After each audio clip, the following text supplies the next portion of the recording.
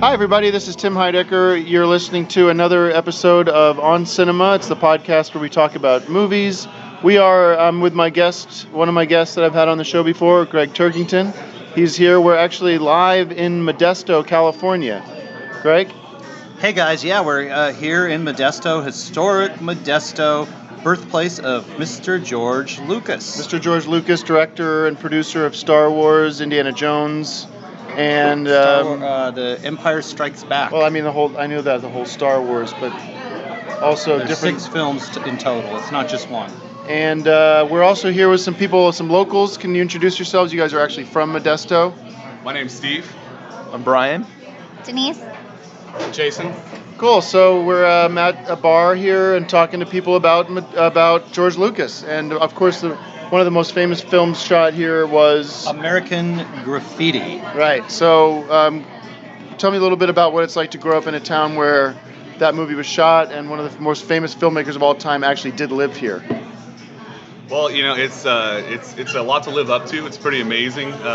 People talk about George Lucas constantly, about his movies, about his, life. It's a lot to live up to. I'm just visiting Modesto, so I get all my information from Steve. I don't know much about Star Wars, but I liked McHenry, which was American Graffiti. You were in American Graffiti? No, but McHenry, the road is right there. Oh, the and road that's the that famous road, yeah. Yeah, like you said, growing up here, all they talk about is George Lucas and most recently Jeremy Renner now, but George Lucas is where our city was built on pretty much. Cool. Greg? George Lucas is one of the most successful filmmakers ever, and to be here where it all started is an honor, and it's great that we could do this salute to George Lucas live from where it all began. So the movie American Graffiti was basically set in the 50s? It was set right here, right on this very street, and in the 1950s, and it's a coming-of-age picture. And a lot of great actors got their starts. Harrison Ford, who later went on to be in Star Wars. Cool. All right, well, thanks for listening. We're live from Modesto. Everybody say thanks for listening. Thank you for listening. Thanks for listening, everyone, and tune in for future tributes in this series. Thanks for listening.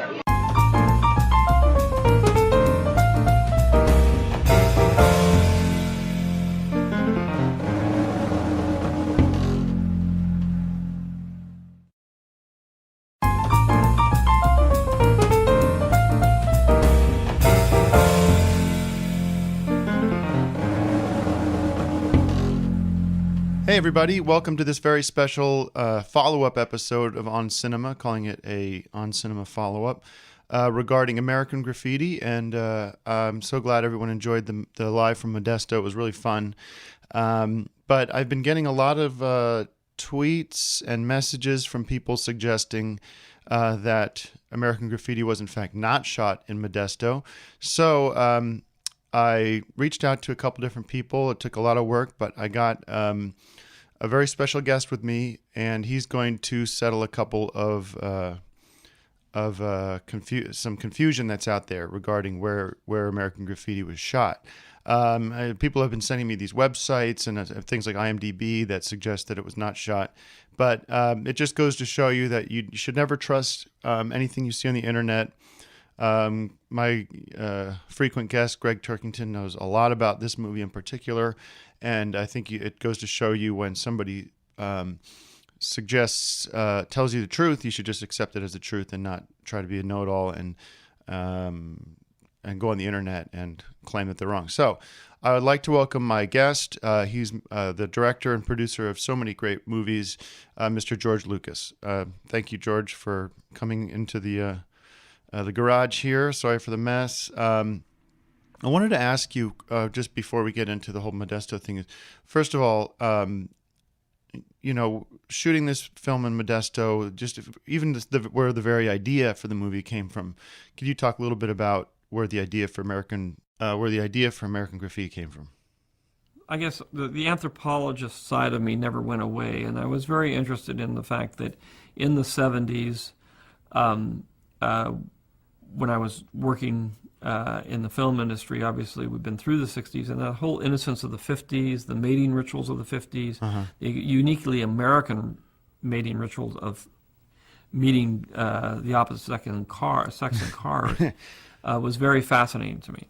I really liked this kind of lost ritual that had gone on in the United States between 1940 and basically the beginning of the 60s. Okay. And I saw the beginning of the 60s as a real transition in the culture, the way, because of the Vietnam War and all the things we were going through. Oh. And I wanted to make a movie about it. Right. Well, And I had always liked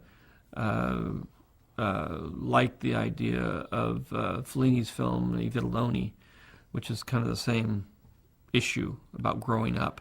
right. And about taking responsibility and moving out of the house and that whole trauma. I haven't seen it. And it was one of the themes that was in my first film, THX, and I wanted to expand on it.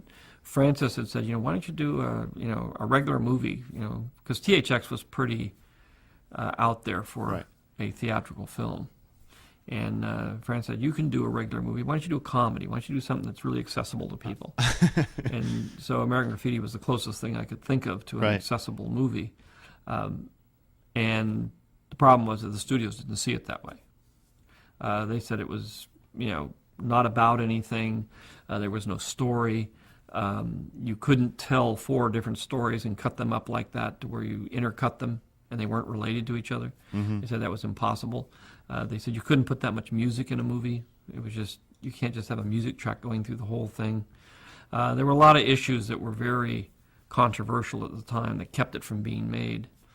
And so for 2 years I struggled to get it off the ground and get it made. Right. And finally I got a studio to approve the project. They liked the script. They wanted me to do it.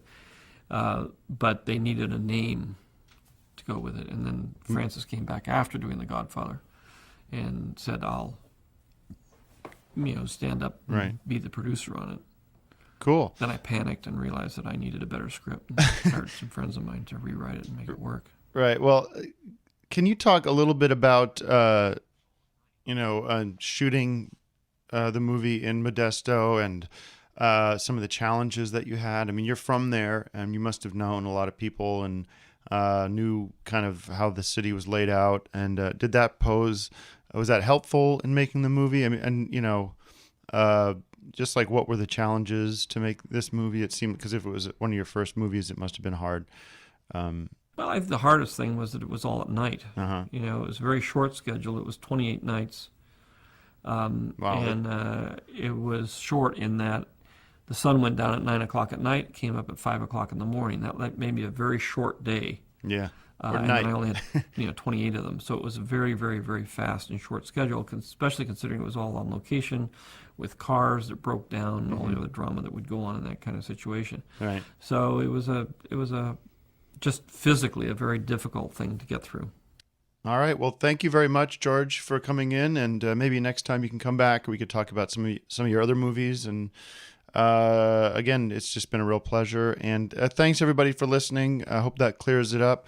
And stay tuned. Thanks for listening, and also listen for next week for the latest episode of On Cinema. Thank you.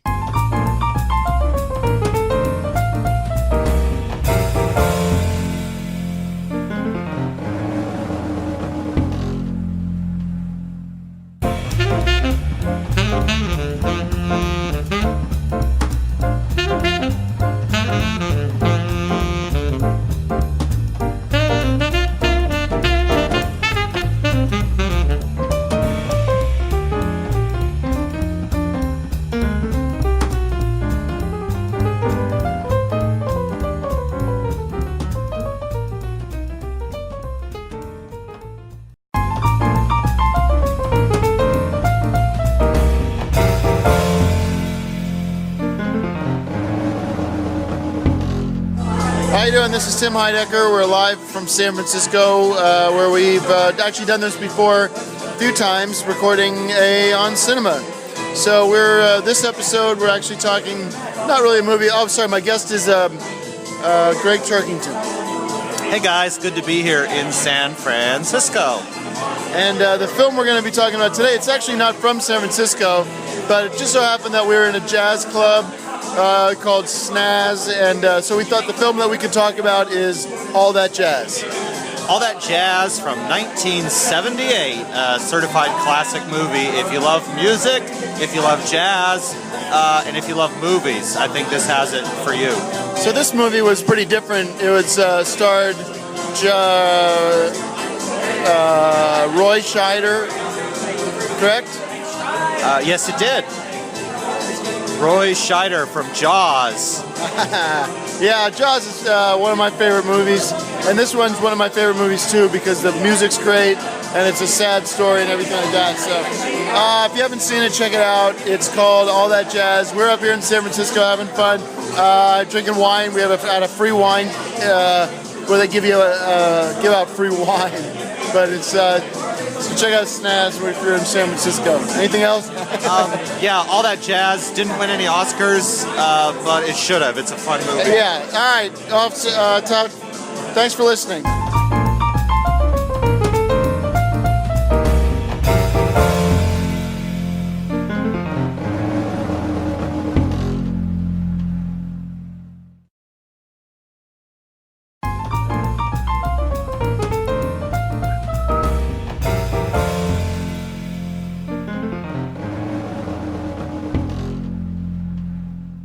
Hey everybody, welcome to On Cinema. My guest, my name is Tim Heidecker, and my guest is Greg Turkington.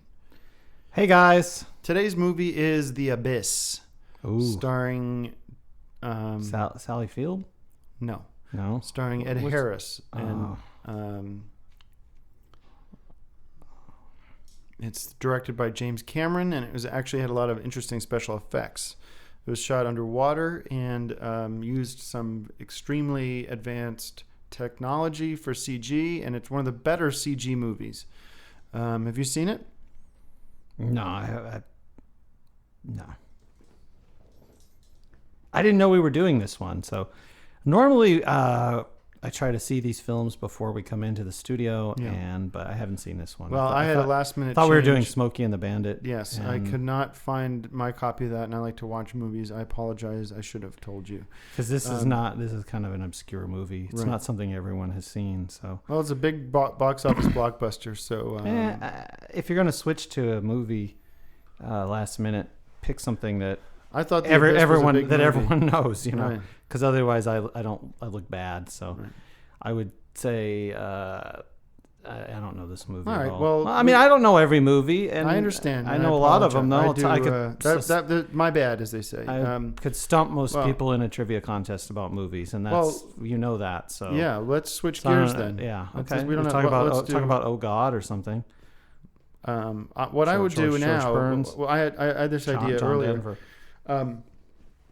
I had this idea earlier that I'd spring on you. And But we could do The Abyss. No, well, that was my first mistake, but this might be my second mistake. A little bit of stump the buff, and I will give you some. I'll ask you some trivia questions, and you can see. If Oh you yeah, know okay, it. that sounds fun.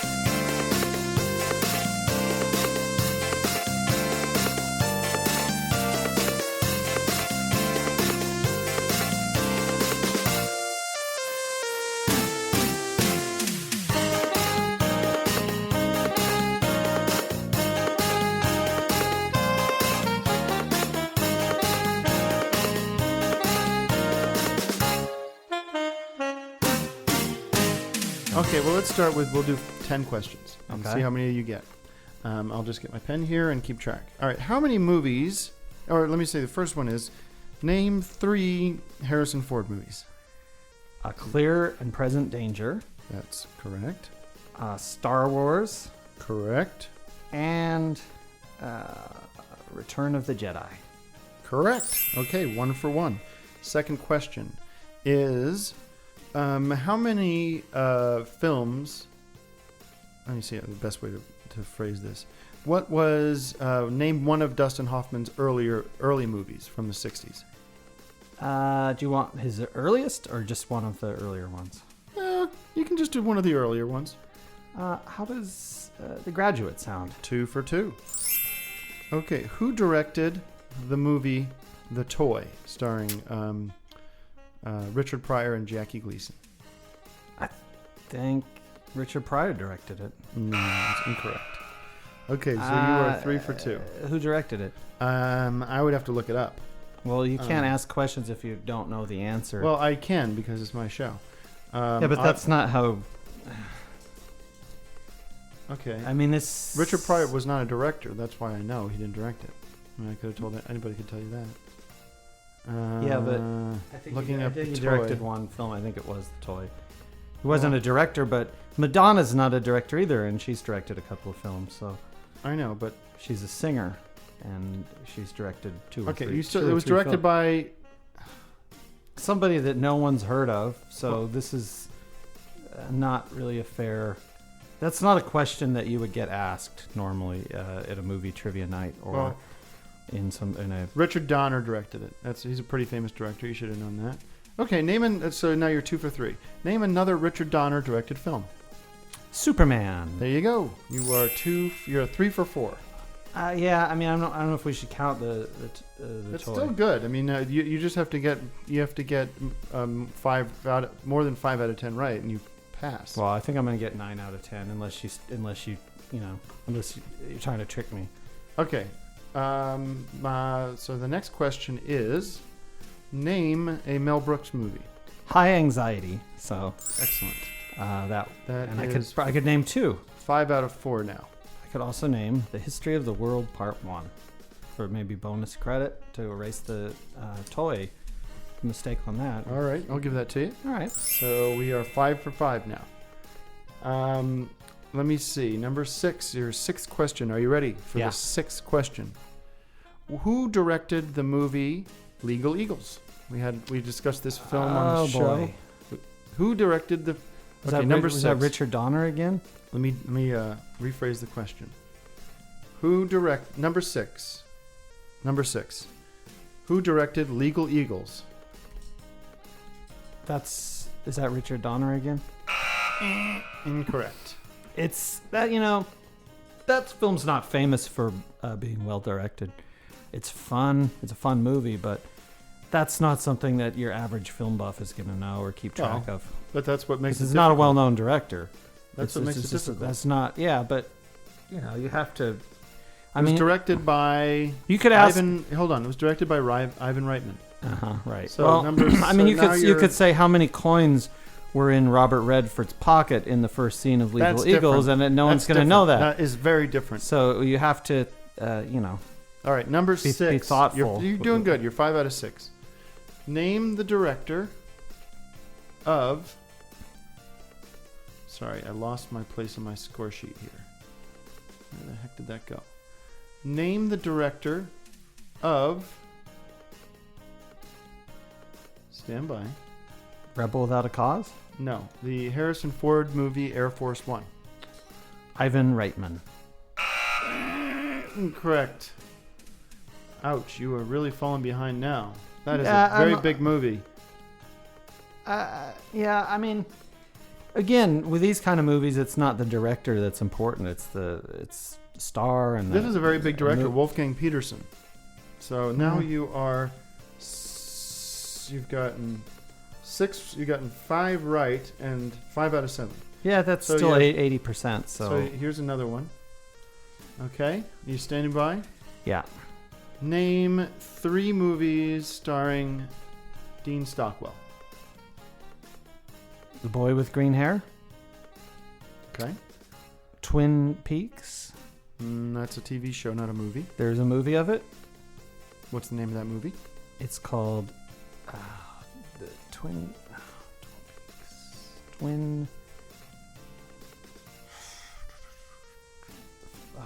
Yeah, I think it's just called Twin Peaks.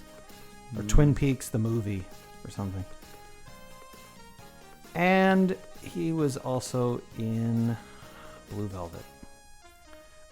I cannot give that to you because I was looking for the full name of the Twin Peaks movie. Yeah, It was well, look at Fire Walk with Me. Twin Peaks Fire Walk with Yeah, Me. and in some countries it was issued as just like you could go on eBay and do a search for Twin Peaks movie poster, and there it is. Because Okay. there's different names for different markets. 5 out of In India, it's probably called Twin Peaks. 5 out of 8. So we have 2 more questions. No. You have an opportunity to get this right. No, Name I a think I film- got that one because the movie, if you look it up, was called.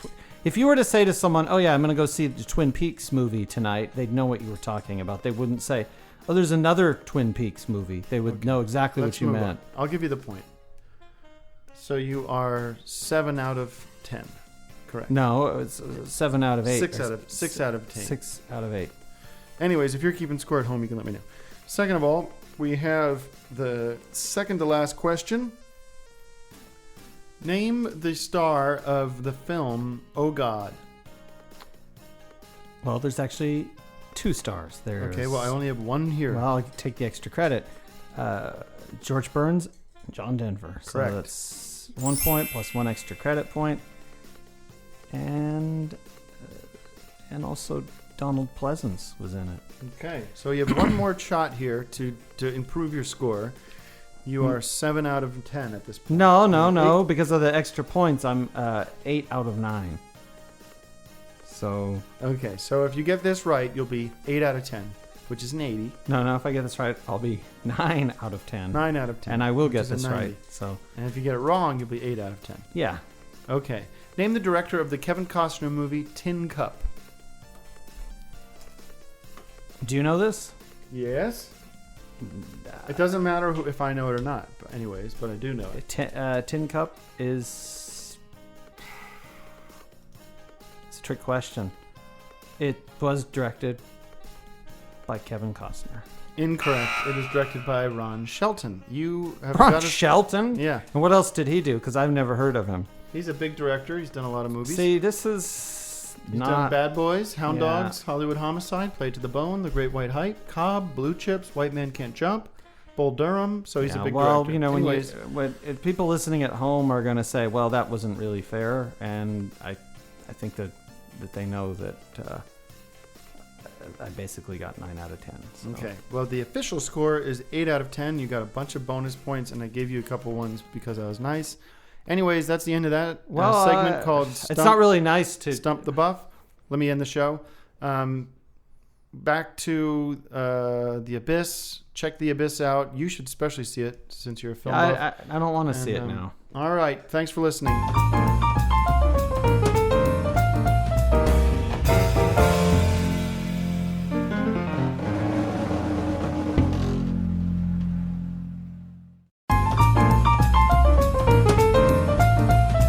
Ray Romano.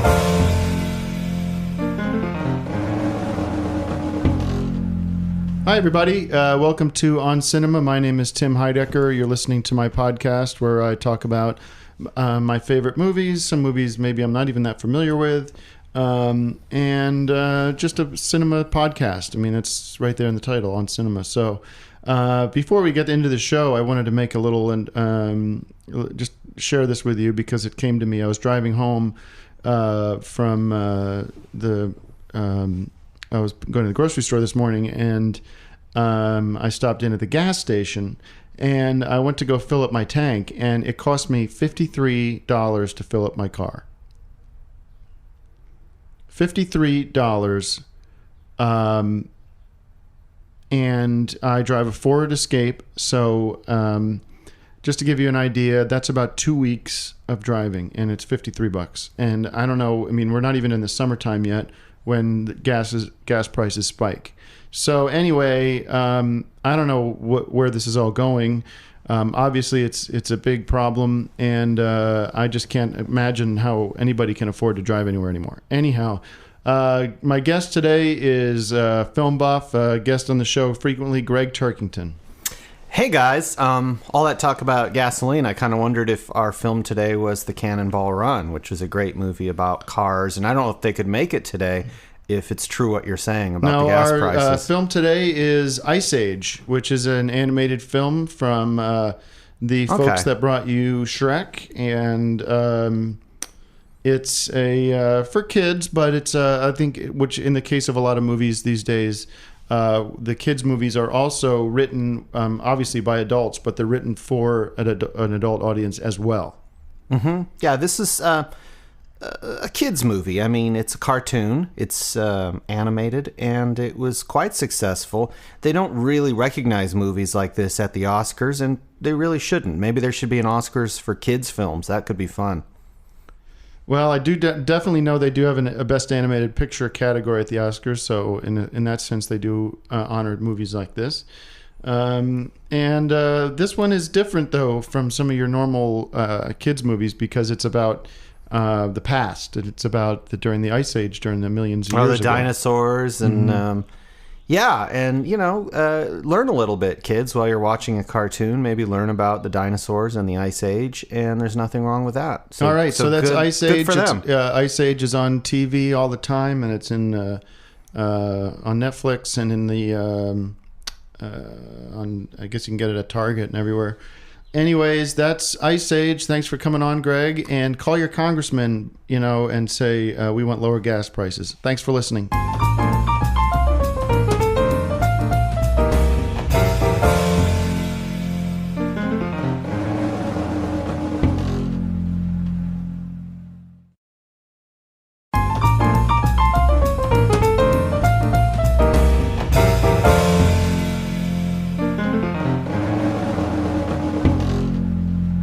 Welcome to On Cinema. This is a podcast called On Cinema where we talk about different movies that I like and also some other movies that I'm not even as aware of. And we got with me big special guest, Greg Turkington. Hey, guys. Great to be here. So we're going to do something a little different through technology here. We're going to be talking to some fans of On Cinema and getting some of their favorite movies, and maybe we'll have a couple things to say about that too. So on the line we have right now, we have Olivia Fox calling in. Olivia, thanks for coming on the show. Yeah, thank you for having me. And Olivia, what's your favorite movie? My favorite movie is Blade Runner. Oh, yes, that's a classic. Yeah, I thought it'd be nice to hear you guys talk about some sci-fi. Yes, we both do love sci-fi. I don't know if I would. I guess I would consider Blade Runner a sci-fi movie, not in the traditional sense. Not traditional, no. Because a lot of times when I think of sci-fi, I think of Star Trek and space and being out in space. Blade Runner is set on Earth, even though it is in the future. So, and they deal with robots. That's a very good point. And it was very popular, and there wasn't a sequel. But there should be, and I'd love to see it. I think they might be doing a prequel. Really? Okay. Well, I stand corrected. Who would that be? Harrison Ford back again, or? Boy, I'm not too sure. Okay, it sounds weird to me, but we'll be looking for it. And this is a popcorn movie, and by that I mean load up on popcorn and sit back and relax and enjoy Blade Runner because it's good. All right, Olivia, thanks for the recommendation. Definitely something I'm going to check out soon. It's been years since I've seen it, and I'm looking forward to it. Thanks for calling in, and thank keep you listening. so much. And of course, no problem. Have a great. Thank you. Keep up with the suggestions, all of you. That was a good one. I got Chris Carr on the line. Chris. Hey Tim, how's it going? Great, thanks for calling in. What's your? And I got, by the way, Greg Turkington's here as well. Hey, Chris. Oh, hi, Greg. How's it going? Oh, great. We're just doing a special edition here, and it's a lot of fun. Chris, what's your favorite movie? That would be King of New York, starring Christopher Walken. Oh wow, I don't. You sure it's not Prince of New York? Is a Prince? The Prince. It's King of New York. King of New York with Christopher Walken. Yes, it's an Abel Ferrara movie. I don't think that was released in wide release. Because I've never heard of that, and I tend to know what Christopher Walken is up to. So you're pretty on point with that stuff, Greg. Yeah. So I don't.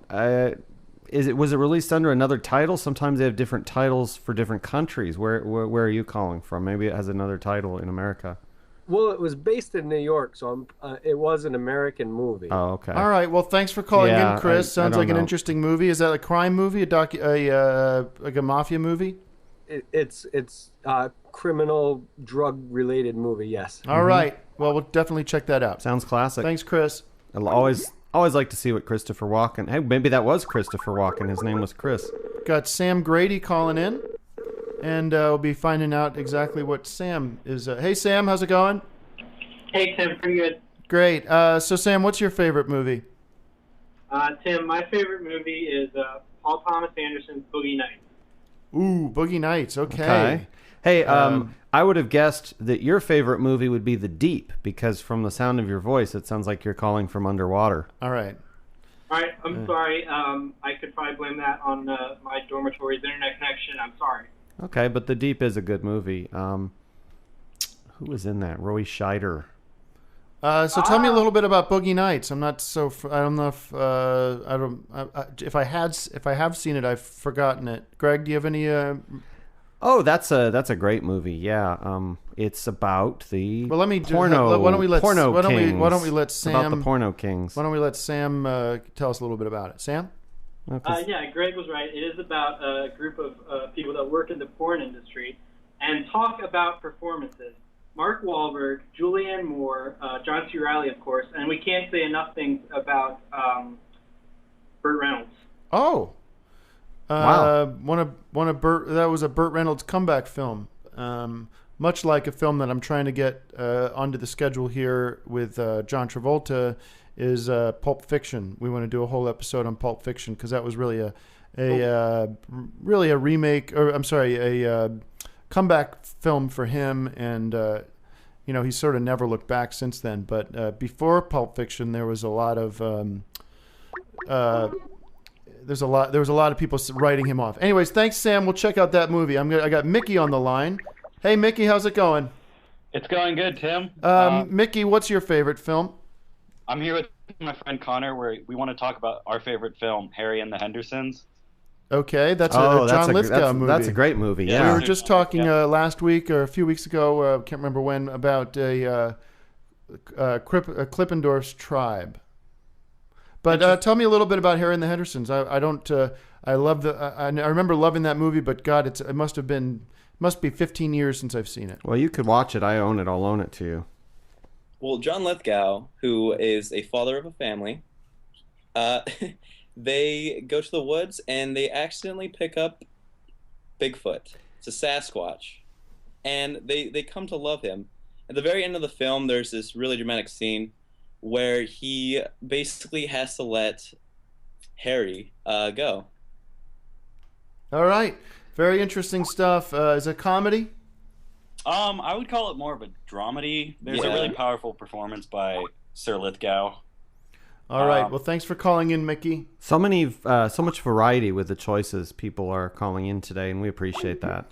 Well, it's been really fun getting to hear what people's favorite movies are. We'll see if there's a couple, any more calls. Try and stump the experts. Maybe throw out something that we don't know about would be interesting. Well, let's see Wesley here. Let's see if Wesley's got let's engage with him and see if he's got something going. Hi, Hey, what's up? Hey, Wesley. What's your favorite film? Let's see. I've been thinking about this a lot, and it's a hard question to answer, but I would have to go with the film called Match Point. It's directed by Woody Allen. Oh, right. Yeah. That came out, 5 years ago or something like that, right?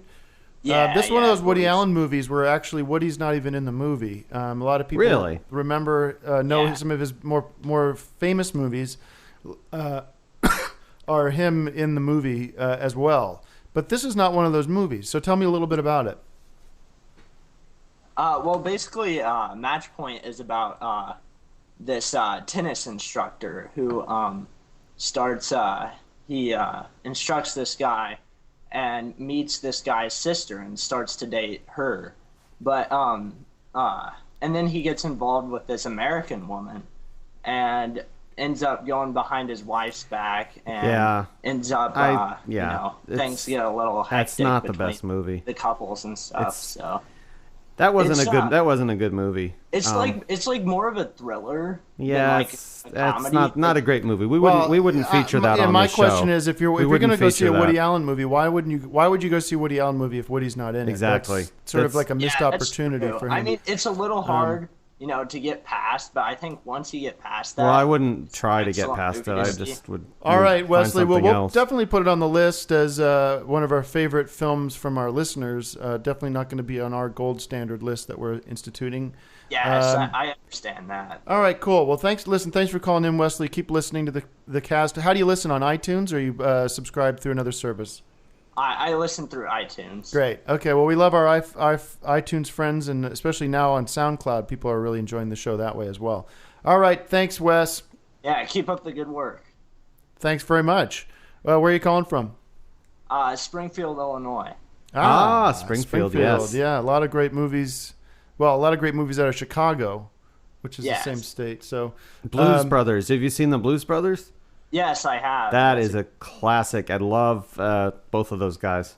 And are you in school now? Are you studying cinema? Are you I'm actually planning to go to film school next year at Columbia College. Make us another classic, would you? Mm-hmm. A lot of great filmmakers came out of film school. I'm thinking of people like Steven Spielberg and all the rest of them. So good luck with that, and thanks for calling in. Are you a long-time listener? All right, Wes, got to go. I got John Cairns coming in. John, how's it going? All right. Having a good. It's going all right. John, tell me, what's your favorite film? Small Soldiers. I'm detecting a little accent. Do you mind identifying where you're calling from? Glasgow, Scotland, UK.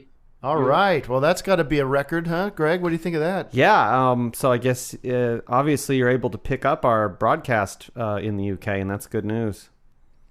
Aye, it's great. Aye, modern technology for you. Yeah. So are you able to access it through iTunes, or how are you getting the podcast? Aye, iTunes. It's your Twitter. I hear it through, and then I just pop on iTunes and then type in On Cinema. That's unbelievable, isn't it? And through Skype now, I want a big plug out to Skype. Skype, if you go to skype.com, you can access free email chatting or web chatting. And right now we're just doing audio, but really an amazing service. And it makes the world such a small place. It's really neat. But thanks for... And Sam, we recently covered a movie on an episode called The Hunt for Red October from one of your fellow countrymen. I don't know if you've seen that movie, but that's a personal favorite of the On Cinema family. All right. Well, what an honor it is to talk to somebody from the great the United Kingdom. And Small Soldiers, that's a kid's movie, or is that a... Aye, it's my favourite when I was growing up. Me and Okay. my papa used to watch it. All right. Well, excellent stuff. Thanks very much, and all the best. And if you ever come to America, I'm sure you'll enjoy it. Probably not. Okay, we got one more call we'll take. Hello, sir. What's your name? Hi, my name is Craig. Hey, Craig. What's your favorite movie? Yeah, I have two, but I'll give you my first one. Just one, please. Chariots of Fire. Chariots of Fire. Yes, yes. We covered this on our podcast several months ago. Is that where you heard of the movie, or have you been a fan of this movie for years? No, Dead Poet Society. I mean. Okay, Dead Poet Society. We'll take a couple more. Dead Poet Society's great with Robin Williams. Okay, who we got here? What's your name? My name is Andrew. Hey, Andrew. Thanks for calling in. And what's your favorite movie? My favorite movie is The Long Goodbye by Robert Altman. Okay, I'm not sure about that one. Don't know that one so well, but I know his movie Popeye and MASH. Those are more popular movies from him. And if you're not interested in those two movies, then you're probably not a big fan of movies in general. Would you say? That's probably true. I do like those, so I would say that I am a big fan. I like Now, MASH. The Long Goodbye was a remake. Am I right? It was adapted from a book that had been adapted once before. I see. All right. Well, thanks for that. Who's in that one? Yeah, you're welcome. Who's in the movie? Oh, it was Elliot Gould. He played Philip Marlowe, the 30s detective. Yes. If you want to see a good Elliot Gould movie, I recommend MASH, which is also directed by the director that you're referring to, Robert Altman. And if you want to see another Elliot Gould movie you may not have seen, that's probably not one of his best, but I enjoyed it anyway. It's called Matilda, and it's about a boxing kangaroo, and it's fun for kids and fun for adults if you're in the right mood. All right, thanks for calling in. And guys, this has been so fun to hear from all you guys. Thank you so much for being a part of the On Cinema family. You guys are special to us, and you make the show worth doing. To be honest with you. I don't know. I mean, it's great to hear from them, but I don't think we'll be doing more of these episodes. I hope not. Thanks very much for listening.